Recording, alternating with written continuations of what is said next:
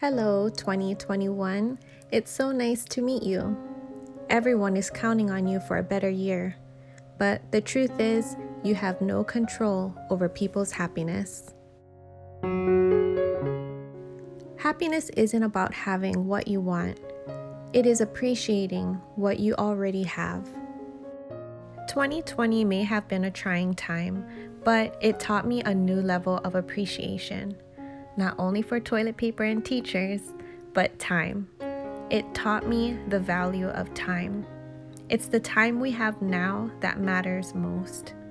I feel that having expectations in any circumstance will break you eventually. So instead of expecting for a better year, you need to create it. The difference between a good day and a bad day is just your attitude.